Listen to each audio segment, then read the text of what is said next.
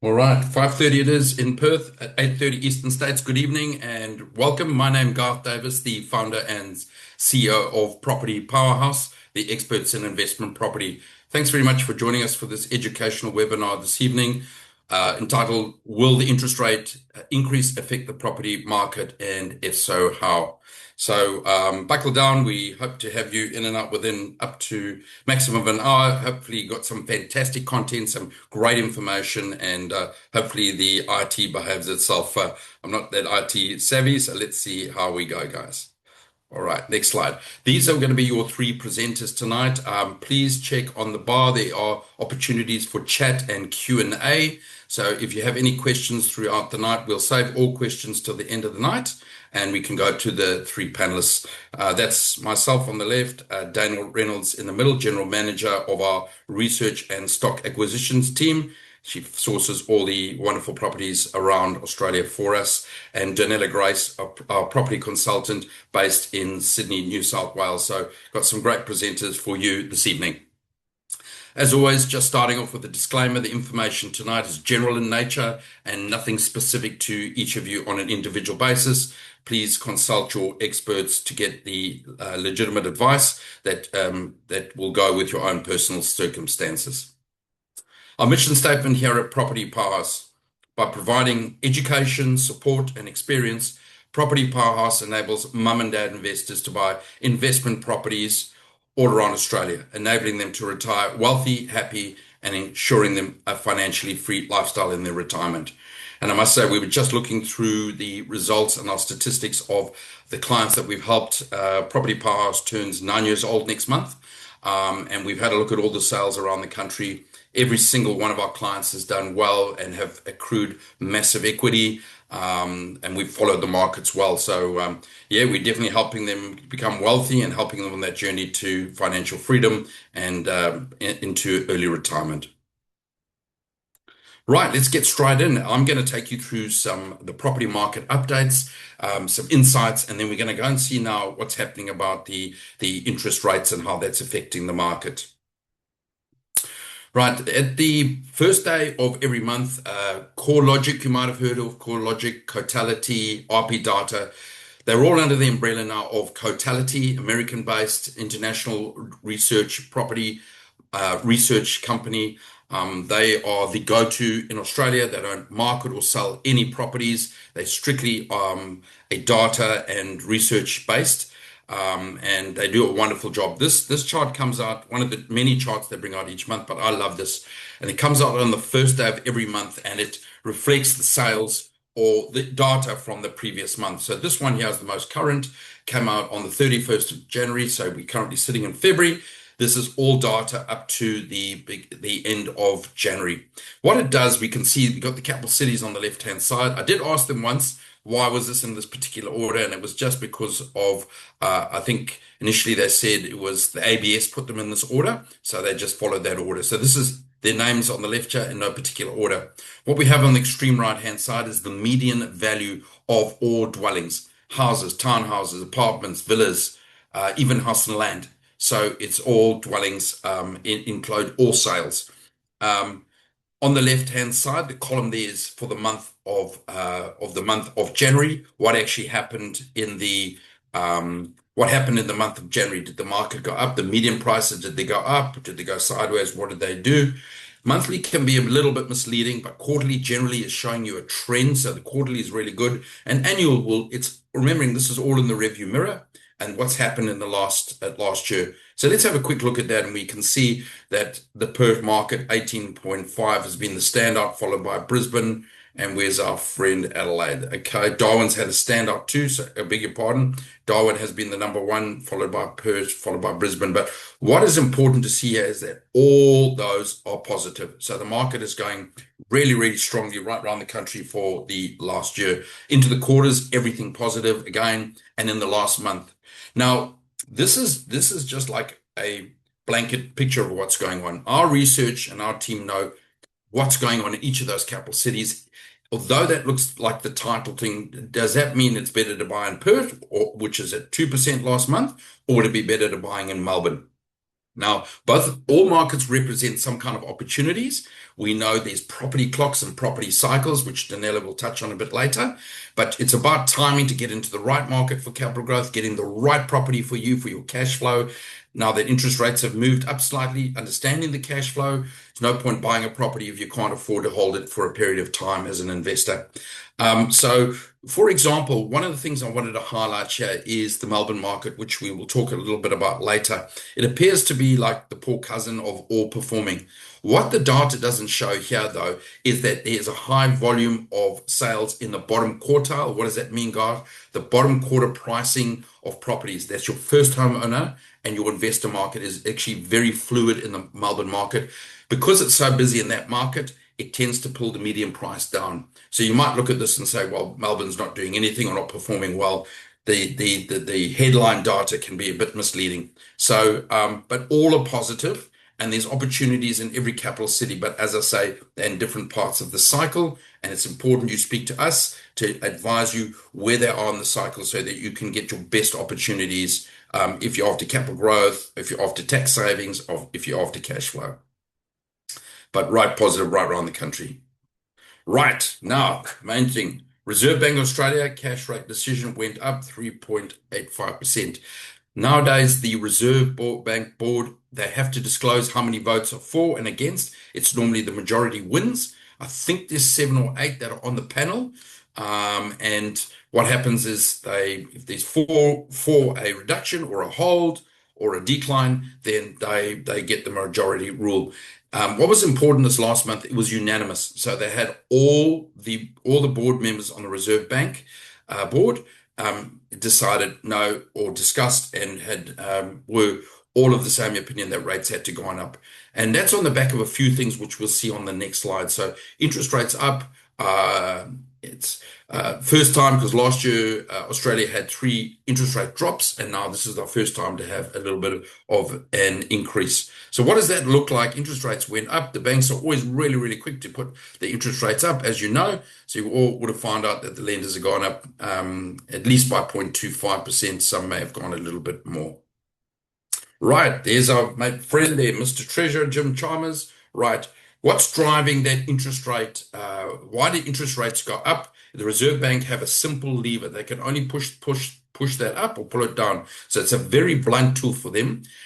So they have to do that and it's driven by sort of monetary policy and fiscal policy. So monetary policy, the Reserve Bank, fiscal policy is driven by the government. What are they spending money on? Where they're pumping money into? And the problem is there's a lot of money going into the economy. Inflation is high. We know that dirty word inflation has been around for a while, and it looked like it was coming down, but it's now sort of started to head up. And it is important that the Reserve Bank move quickly. We would have seen in the press that the Reserve Bank were reluctant initially to sort of blame the government for fueling the cash into the system and driving inflation. And there's been a bit of tit and tat between the government, Jim Chalmers, the Treasurer, and the Reserve Bank Governor about why there's inflation.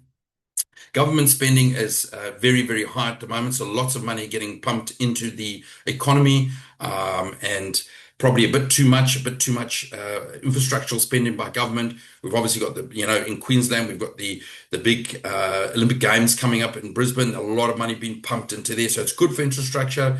But there's a lot of money being pumped in, and it's generally right around the country. There's a lot of government spending into projects, which is spinning the cash into the system, and unemployment is very low. Economy is strong, so it's driving high inflation. People are feeling good, and they're spending money. All right, so that's good that people are feeling confident, but they're feeling a bit too confident. Money's flowing a bit too easily, so the interest rate goes up. In their wisdom, our great friends here, Jim Chalmers and the people in the federal government introduced this 5% deposit scheme. Now, those of us that are into property, and that will be all of us on this call tonight, know how short supply of property is and how expensive it is already relatively in Australia. So what happened with the 5% deposit scheme, instead of really trying to address the supply issue, which is the hard issue, right? It's not easy to increase supply of properties around the country with so many moving parts and difficulty with the labor and difficulty with getting the infrastructure, with the water, the land, the power, all those infrastructure things. So the government said, right, let's keep the people in the streets quiet. Let's help the first home buyers. We will introduce this 5% deposit schemes, and they introduce thresholds right around the country. Now, what's happened in the more affordable ones, I think Sydney, it's 1.5 million. So it's quite hard for people to be able to service loans to that high. But in Perth, for example, where I live and I'm based, the threshold was 850,000. And basically what it did, it just caused inflation in any property basically below 850. Everyone's pushed the price up there. So there's been massive inflation in property at the bottom end because of the 5% deposit scheme. So this is the problem. Whenever there's an artificial stimulant into a market, there are always side effects. So that's really driven up prices and in turn is pushing up rents. CGT, capital gains tax reform. We're hearing a bit of that being mumbling around in the Treasury and places like that, talking about dropping the capital gains discount from 50% down to 33%. It's talking in the background. And basically, there will be some effects from that if it does come in. I see one of the negatives for the government. If they start playing with capital gains tax, then people just don't sell properties. If you're in a position to buy and hold long term, you just won't sell the property because capital gains only kicks in on the sale of a property. And that does not make properties movable or saleable between the people in the population. So anyway, watch that space. Focused, smart investors will keep buying regardless of what's happening with these things on the screen at the moment. Interest rates, there we go. So just to have a look, thank you to Mark Kruger of House and Home Loans providing the data. So variable rates, 5.79 for investors. That's basically what you're going to get as a sort of standard variable if you go to any of your sort of main lenders. If you're paying principal and interest, which means you're paying down the loan, you're going to see that it's going to be a little bit cheaper, the interest rates. The fixed rates, if you're worried rates are going to go up too much, well, you can fix it at interest only at 5.84. If you want principal interest a bit lower, and you can see even over the 3-year fixed, it's only basically up 0.2% from now. So what that's telling us is the banks are probably factoring one more interest rate rise in the next 3 years. Banks don't lose. They hedge, they always win, right? So that's pretty clear indication that there will be one more interest rate at some point, and some point in the next 3 years is where the banks are hedging their bets, right? So it's always good to see what the 3-year fixed is. There's not a lot of difference to where the variable rate is today. And fixing loans, you've got to speak to your broker and understand the pros and cons of that. Right, let's have a look. How is this interest rate hike going to affect the property market? Well, yes, it will restrict some purchasing capacity, especially people on more tighter budgets that were buying at the bottom end, your first home buyers, even some investors, just that it takes a little bit of the edge off their borrowing capacity so they can't borrow as much. And remembering, if you've got a portfolio of properties, it's affecting the loans across those other ones if they haven't been fixed. Some investors that could be easily spooked, they may become hesitant now. Generally, what happens is when interest rates are steady, whether they're low or high, there's some stability in the market, and that generally people just adjust to that. So when rates are going up or down, it does throw some people off, and they want to sit on the fence and wait to see what happens with interest rates. The problem with that is you saw in our slide there from Cotality, as all the prices are going up right around the country. So if you wait, you will pay more. So if you're waiting for the interest rate to see what it's doing or waiting for it to come down, the banks don't think it's coming down. They think it's going up one more within the next 3 years. So you would have to be, really considerate of why you would be waiting to see what the interest rates would be doing. All right. Cost of money is going up. So commercially, developers take out commercial loans. That becomes a little bit harder for supply now, because what does that do? It means a little bit more of a squeeze on profitability for property developers. The market's strong at the moment, but if you start your feasibilities today and the property's only going to hit the market in 2 to 3 years, what is that market going to be like when they take that property to market? So it brings in a little bit more risk for the developers, and it's the land developers and maybe the developers of in apartments or townhouses or group dwellings. It affects their profitability because they're paying more in the interest. So that might slow up a little bit of supply particularly for the longer term projects. Smart investors understand that they do. You have, as an investor, you must concentrate on the things you can control. There's certain things we can't control. We can't control necessarily the weather. You cannot control interest rates. You and I, unless you're on that board of the RBA, you cannot control interest rates. You can't control necessary supply or demand. So you've just got to work with what you can control. Smart investors know that property goes up when interest rates are going up, and some properties are going up when interest rates are coming down. So it's about being smart and staying focused. Always stay focused on the big plan, and don't get disturbed by the noise. There's certain things you can't control. Can't control immigration. You can't change if there's a change of government. So don't sweat about that stuff. Concentrate on the property and your finances and your portfolio, and stay true to what your goal is, and you can achieve that. Here we go. Sorry, just moving my slide here. Affordability becomes more of a concern in the expensive markets and creates an opportunity in the areas of housing affordability. So, as we saw a bit earlier, the interest rate will affect probably more places like Sydney, where already properties are expensive and people are stretched, particularly in that first-time buyer space. More affordable areas like Melbourne, interest rate has gone up, but because the value is a bit lower, the mortgages are a little bit lower. So it does affect different areas, and obviously different parts of the economy. The higher end of the market, where people have high wages, they could probably absorb a lot more of that. But the people that are in the entry and they're a little bit, cash flow's tight and borrowing capacity is tight, they're the ones that probably get affected a little bit more by that. All right, it's still a great time. Well, it is not still, it is a great time to be investing. As you saw on the Cotality chart, the last year, everything has gone well in the market. Immigration is strong, economy is strong.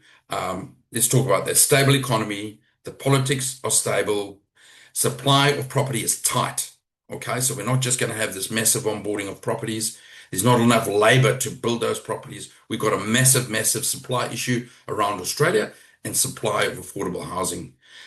Demand of property is very strong and increasing. Our first home buyer deposit scheme is increasing buyer demand in the lower price points, and you will see that in all of your capital cities where you live, even in the regional areas. The more affordable properties there's a lot of competition and those prices are going up. So it is a great time, but you need to be talking to the experts, talking to your finance broker to make sure you're very clear on your borrowing capacity, understanding your outgoings each month, and then talking to property experts like us at Property Powerhouse to understand which is the right market for you to be buying in, because not all properties make good investment properties. Right, that's me. Okay, I hope that may have been of some interest. I would like to now introduce our next speaker coming up. And remember, Q&A, guys, put some questions in there. We're going to get to those at the end. I would like to now introduce Donella Grace, our investment property consultant here at Property Powerhouse. She's based in Sydney and doing a great job there for us. Donella has built international businesses and invested in a variety of asset classes. In 2021, Donella had the opportunity to raise funds for property markets, and projects, and there began her love for property investing. Donella enjoys working with Property Powerhouse team because of their trusted reputation in the marketplace, strong values, and dedication to helping everyday mum and dad investors to acquire their first investment properties or add to their portfolio, giving them more time and money freedom to do the things they love. Donella prides herself on a genuine care of her clients and her ability to guide them through every step of purchasing a property and for as long as they own it. So good evening, Donella, and over to you. Good evening, Garth, and good evening, everyone. Thank you for having me here tonight. I just wanted to share some statistics with you and providing a little bit of a pain first, but then providing the solution tonight for you as well.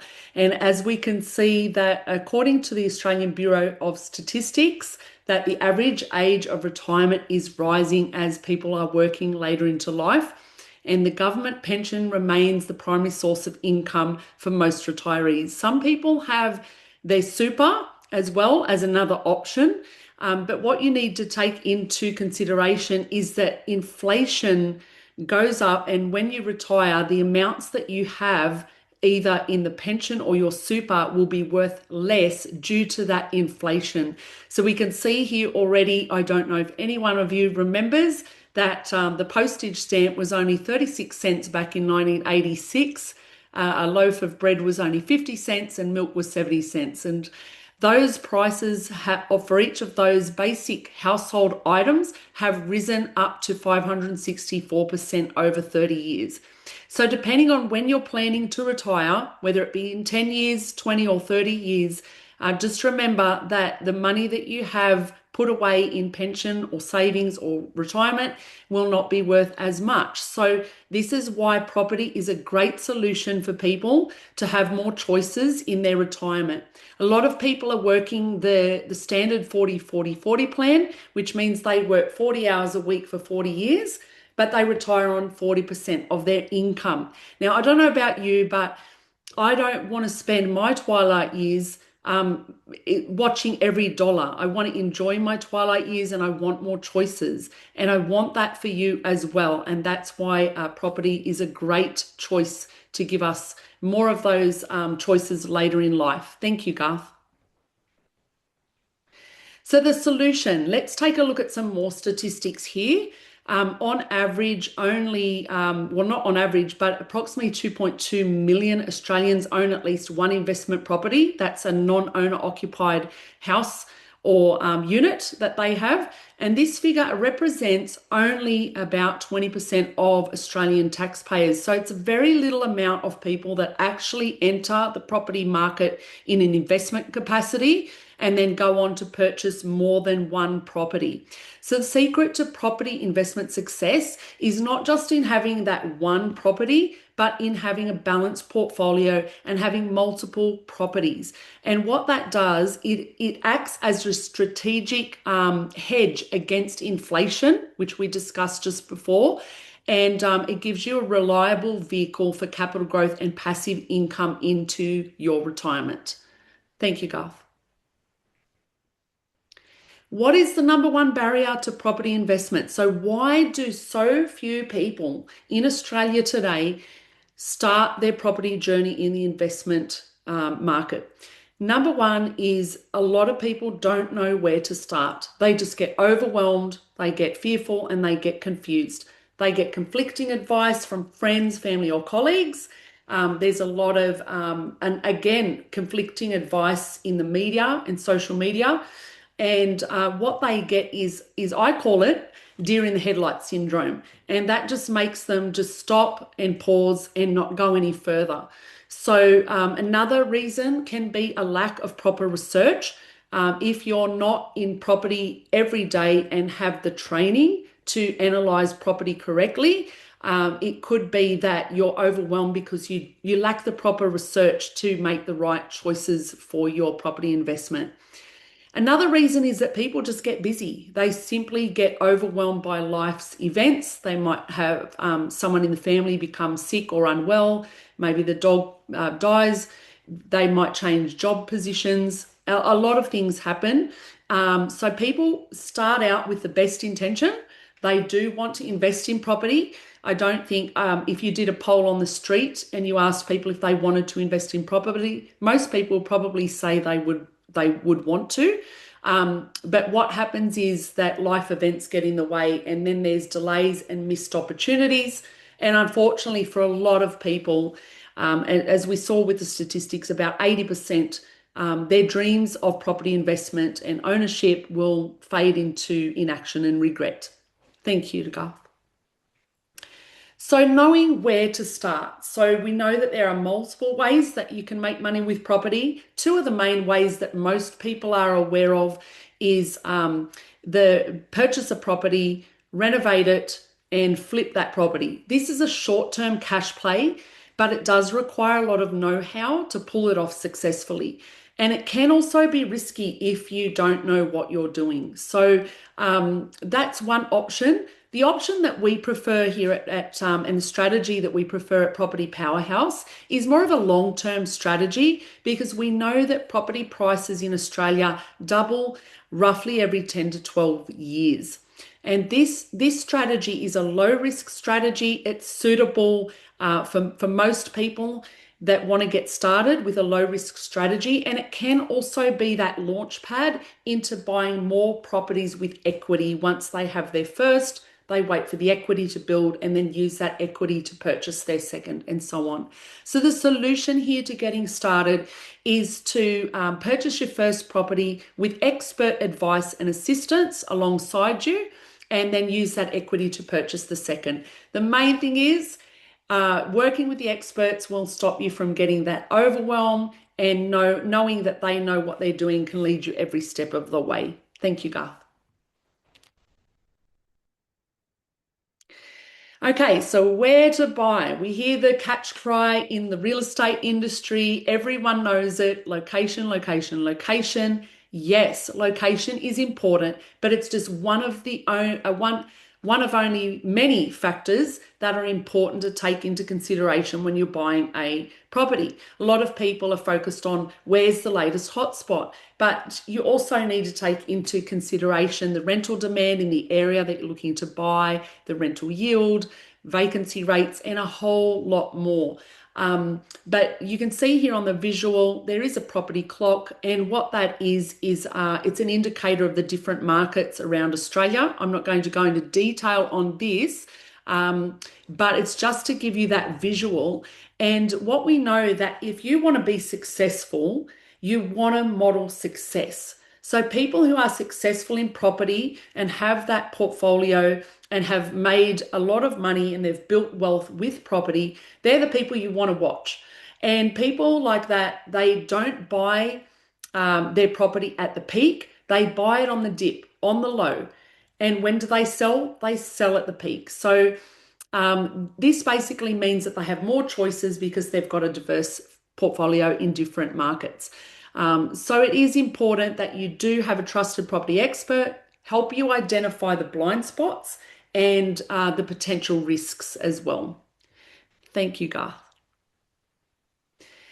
So getting started, if you do want to get started in your first property investment, we are here to work alongside you, to support you every step of the way. We offer an end-to-end service with the experts to help you every step of the way, allaying any of that overwhelm or confusion and giving you a path of certainty for your future.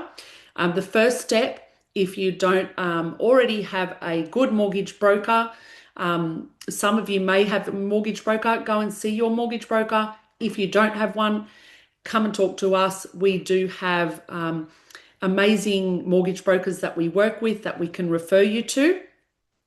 Once you have your financing in place, we conduct a discovery session with you and we map out your goals and your preferences. And then we present you with property. And once you've selected the property that you want to move ahead with, we offer the full support right through from the due diligence to the settlement. And then we have our circle of safety. So we have trusted partners in terms of conveyancers, lawyers, accountants, and property managers. So every step of the way, and with us, your journey doesn't end at settlement. We look after you throughout the entire journey that you own your property. And this is the solution here tonight that we're sharing with you, that if you do want to get started, we're here to lock arms with you to build a future of financial independence moving now and into retirement. Thank you, Garth. All right, Donetta, that is fantastic. A great presentation. Thank you so much. I'm sure we all learned plenty from there. We're going to go to our third speaker now. I'd like to introduce her, Dana Reynolds, who is our General Manager of Property Research and Stock Acquisitions at Property Powerhouse. A bit of background on Dana. So Dana has been in the Australian property industry for over 15 years as an avid property investor, a developer, a renovator, a real estate licensee with a specialization in new developments nationwide. Prior to joining Property Powerhouse, Dana was the developer's master agent for the towers at Elizabeth Quay in Perth.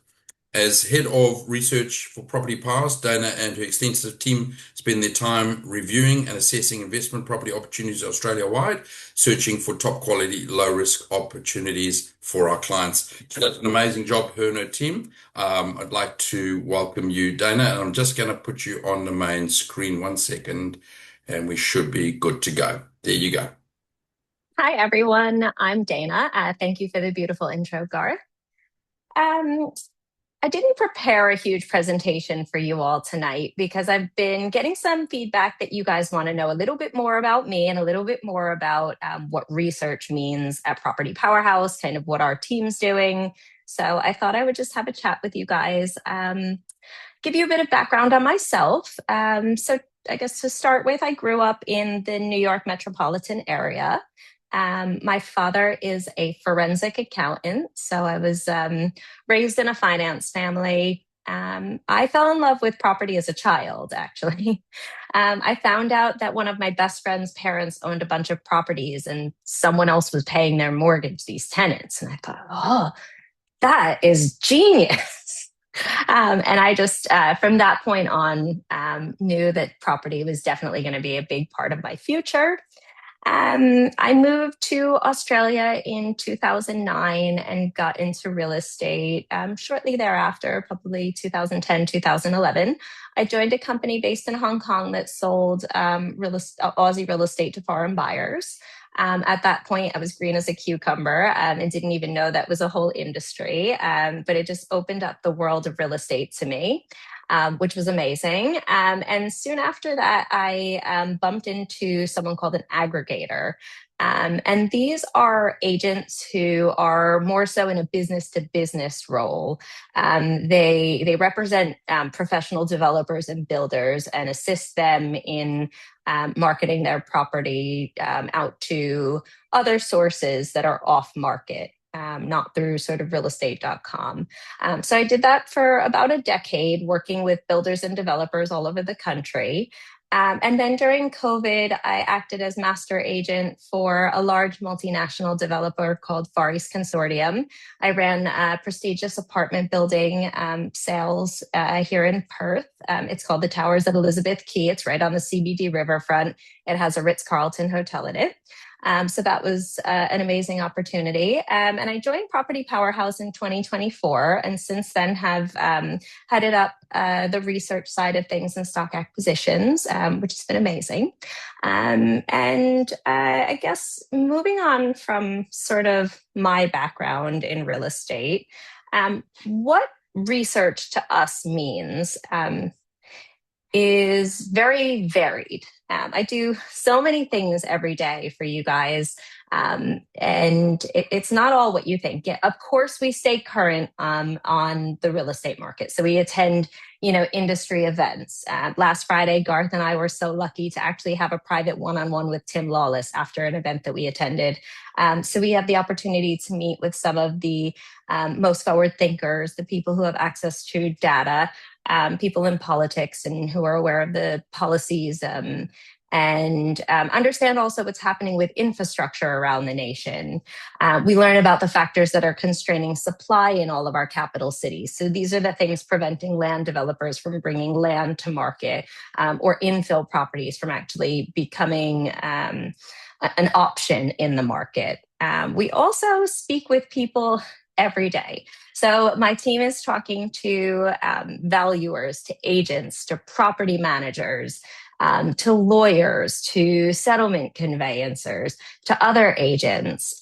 So we're continuously building and strengthening relationships in every aspect of property and getting information from them about what's happening on the ground in all these little micro markets around the country. So we're working on the macro stage, we're looking at the micro stages, kind of what's happening in every capital city, in the different growth corridors, in the specific suburbs. Then it's about getting to know the builders and developers that are out there, because obviously we focus on new property, which has the depreciation benefits most investors are chasing in Australia.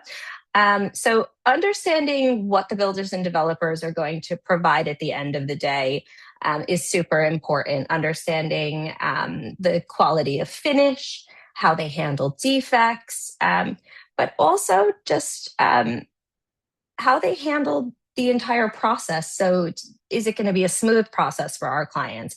Is it going to be an easy process for our client? Is it going to be a struggle process? So I spend a lot of time just getting to know our builders and developers really intimately, which is amazing. I get to take them for coffees and lunches and wine, learn about their families, their ethics, build friendships with them. And that comes in real handy when it comes to the actual business side of things. Because in real estate, there's a huge amount of variables. And no two properties and no two purchases are ever the same. There's bumps along the way. And so these relationships are there to support our clients at every step of the process. It also allows me to put that circle of safety that Donella is talking about around the clients in most cases. We do try to negotiate terms upfront for our clients with all of our builders and developers. So a lot of builders will take an upfront fee on a house and land package, and usually they will start to spend that because they need to get surveys and different things done so they can get the working drawings that the bank requires for finance. But oftentimes I will negotiate with our builders not to spend a cent of our clients' money until their finance is formally approved, so that there's no risk of losing a deposit.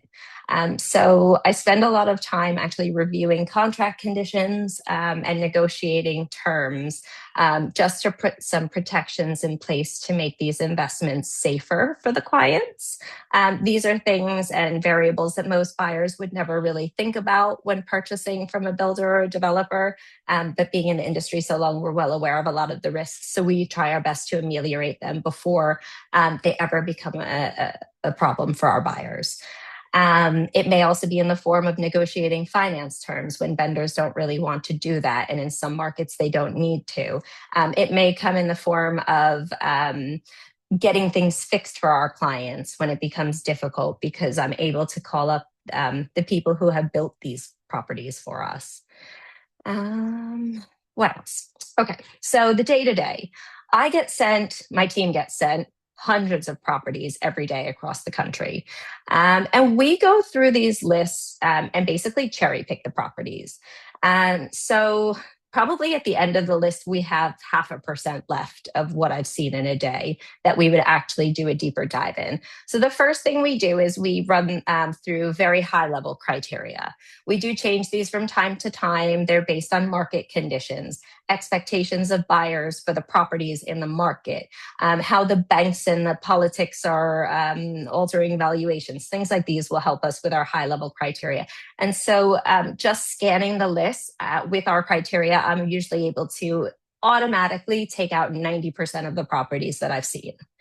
Now, what do I mean by risk? So one risk is a time risk. Just running with the house and land package, because we were talking about that earlier. One of the time risks with house and land packages is delays with the registration of title. No one can kind of control when that date actually is. So if a lot of land is of interest to a purchaser, they need to be conscious of when the title date is going to be and what has to happen before the title. If the title date is far out, it may get pushed further and further out. Why is that risky? Well, anything can happen in life. So maybe you lose your job and you can't get the finance anymore. Oftentimes when you've signed into contracts that are with delayed titles, you don't have a get out of jail card. So can the developers sue you for the balance of your deposit? Can they, take action against you and get restitution? If it's a downward market, it happens. What about the cost of the build? Was that contract that you signed, was that a fixed price, or can the builder put those prices up? And how much can they put those prices up? And what about your deposit if you can't proceed? Do you get that back? And so a lot of time we spend is actually reviewing those sort of things. Where are the risks with the properties? Is it worth the risk? Is this opportunity that good? And so this helps us just eliminate a huge amount of the things that we see on the market. But then, okay, a lot of property ticks those high level boxes. So we investigate it further. We kind of go to our secondary high level checks. And then we're looking at the location. Okay, so are there any risks there? We kind of focus on the micro market. Is the property near power lines, power stations? Is it close to train tracks or a station? Is it going to be too noisy? Is it near a graveyard? Any issues with the site? Any easements or a million things. What about the risks associated with the contract? Are those prices fixed? For how long? Can you have finance terms? How much time do you have for finance? Are deposits refundable? When is settlement? When are the sunset dates? And also the risk with builders. So we have obviously preferred builders who we've thoroughly vetted, but sometimes developers appoint, good developers will appoint different builders on different projects. So how are they? So we do thorough checks on all of the builders. Have we not, actually inspected their property? We call up property managers. Oh, do you manage any properties built by this builder? So we actually make investigations to check out the quality, make sure that it was finished in a high quality standard. And then obviously it goes down to the pricing. How is the pricing for the product in the market? Is it fair market value? Is it going to get valued on contract price? Are there any risks that we can see there? So we thoroughly check those items out. Now we've eliminated, 98, 99% of everything. And so then we'll take it a step further. We contact our preferred property managers. We send them the plans. We discuss the location. We get an actual appraisal. How is this property going to rent in the market? Where's the block? What's it facing? Or how walkable is it? What's going on in the local area? What are the transport links like? Is there good education? What about health services, shops, amenities, sports? What's happening in the estate, in the LGA, what's happening in the city that may make it a good or a bad location. And then we dive even deeper because then we get into the nitty gritty of the property. And so for us, the floor plan is actually one of the very late stage things that we look at. How is the layout of the rooms, the placement, the sizes, how are the living areas? Is the parking adequate? What are the inclusions like? Is it fully turnkey? Will there be blinds? Will there be a dishwasher? Fences, letterbox, clothesline, landscaping, driveways? What type of materials? How extensive? Is it sufficient heating and cooling for the market? So we just kind of go deeper and deeper and deeper until we're totally satisfied that we really like the property. And basically what we are looking for in the properties for you guys is something that has no red flags, something that's easy, something that I would sell to my sister, that Garth would sell to his mother, that any of us would want to own in our portfolio. They have no red flags. There's nothing nasty about it. We don't think there's going to be any valuation issues with it. We don't think there's going to be rental issues with it. We just think it's going to be a safe, easy purchase and process. And that's kind of a bit about us. So I will hand it back to Garth, who I think is going to run through some questions. And let me just unmute myself. Well done, Dana. That was fantastic. Thank you. Donella, if you'd like to just bring your camera up and you can unmute yourself. Fantastic job, Dana. And look, Dana and I have a lot of tug of war going on because I control, although she's doing a very technical quality control, as you heard with the property, it's not a case of grab the property and make it presentable to people. There's a lot of work goes on, and then it still gets to me where I make a final decision where the client will even see that property. Dana does a fantastic job with her team, and we are very, very thorough. We're a boutique sized business, and that's why people like to deal with us. We probably do about 50 to 60 settlements a year. Not a high volume business, so we don't need to promote B grade properties or C grade. We only take the cream of the cream, and our referral partners, of which we have a few on this evening, finance brokers, are very, very, very happy to refer their clients multiple times to us. Clients are building portfolios. Dana's job, as you said, we're trying to find, what we want to try and promise the clients is a smooth buying experience and delivering a quality asset. What we're trying to do is help them find the right property for their needs that's going to be good, particularly for capital growth. If people can hold onto one of the properties we source for 10 to 15 years, they will do really well. We've tried to eliminate all the risk, as Dana was saying. There's a lot that goes into it. We don't, and you'll see our profiles, they're very detailed. So well done there, Dana. I think we did have one question come through. It came through from Tim, and it was more to do with he's buying multiple properties, and he's using equity to fund that. Tim, I'm probably going to take that offline. It sounds like you definitely need to speak to a finance broker because we cannot give you financial advice. We are licensed to give you real estate advice, but when it comes to holding portfolios and whether using equity or how to fund that, that's really a finance question. But absolutely, building a portfolio and understanding cash flows across your portfolio is really, really important. Dana, let's go to you first. How are you finding supply in this market? I mean, we had a client that was looking for a house and land package in Perth, up near Yanchep. So tell us a little bit about that. Can we just walk in and say, Dana, I've got someone with 850 borrowing capacity. Can you just find me a house and land package in Yanchep, which is a coastal suburb 48 kilometers north of Perth? Is that a straightforward thing for you? Well, every state being in a different cycle of the market is really a different kettle of fish.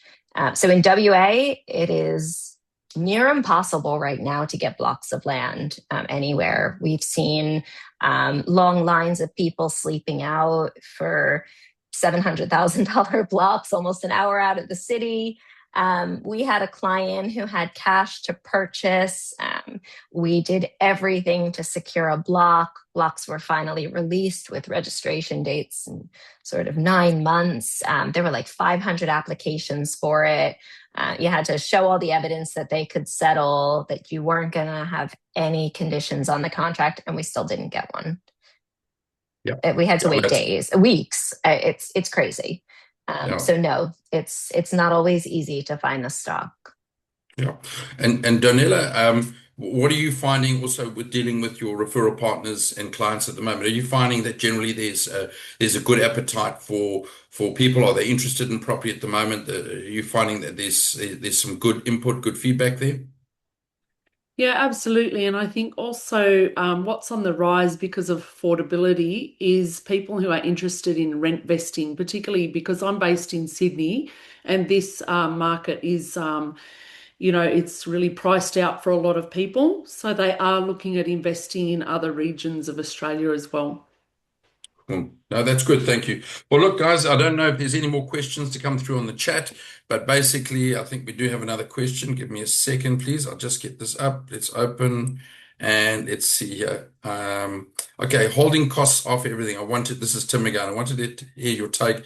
I already know a lot more than most when it comes to in the top 1%. Yeah, look, holding costs again, Tim, it's about, so what we encourage people to do is try and build a portfolio of properties to spread those properties around the country, because you heard about cycles and each of the capital cities works in different cycles to one another. So spreading your risk, reducing things like stamp duty on the land tax on the land around the country, and trying to get a balance in that portfolio. That's an important thing. I think that's where the question is coming from, is about once you build multiple properties into your portfolio, if they're all negatively geared, yes, they will be chewing up a lot of cash per month. So we know that at Property Pass, we have opportunities that are some cash flow positive properties. We may be in some areas where we have really good opportunity for cash flow positive, and it's good to add into the portfolio to make it balanced. So definitely we can help with that, Tim. So it's about balancing the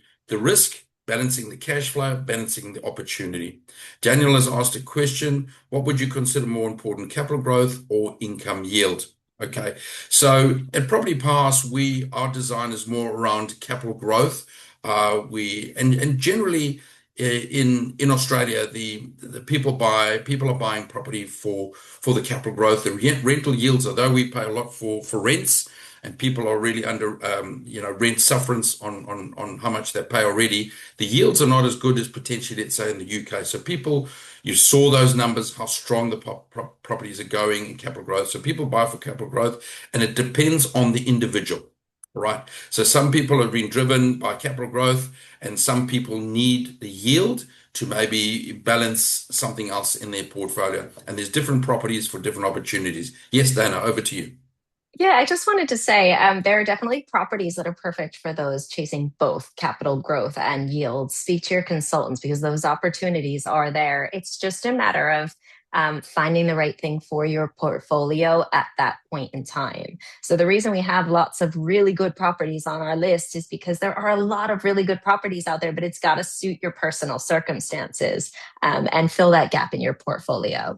So, whether it's capital growth or yield or some sort of a combination, you really do need that individual advice to find the right fit for you, but the properties can offer it.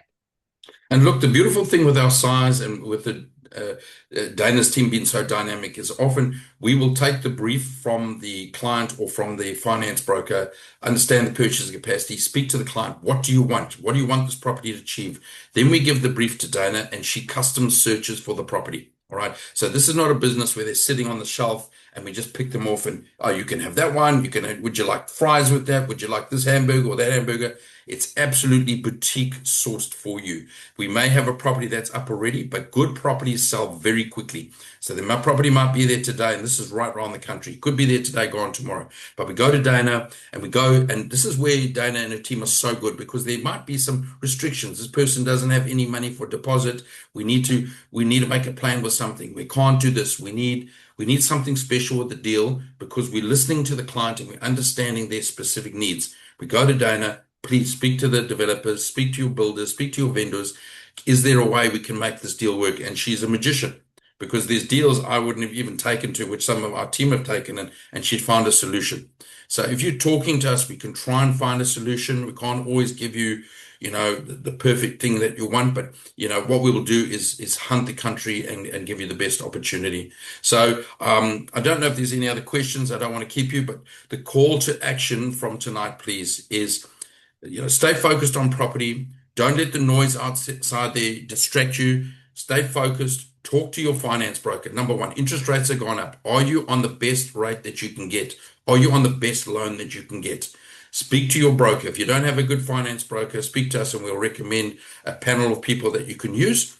And if they can save you $200 a month, $400 a month, even on your current expenses and mortgages, what does that cost you? That is wonderful, right? Then if there's ability to go and purchase an investment property, well, what does that look like? How much does that look like? What does the capital growth look like? What do my holding costs look like? So first step is to talk to your finance broker. They do a wonderful job. Most of them work at no cost to you. And remembering here at Property Powerhouse, we are the experts in investment property and we work at no cost to you as well. So I don't think there's anything else. We look forward to this. This has been recorded. We'll share the recording with you. Is anything from you before we go, Janella? No, thank you for having me tonight, and it's been good being able to share this information with you all. And it's exciting property. Thank you. Dana, anything in final thoughts to our attendees? No, there's probably so much more I'll think of telling you guys later tonight. So if you have any questions, reach out to us. If you have any specific requirements, let us know. We love to go hunting for properties. And have a great night. Thanks, guys. Have a great evening. Cheers. Thanks for joining us. Cheers. Bye-bye.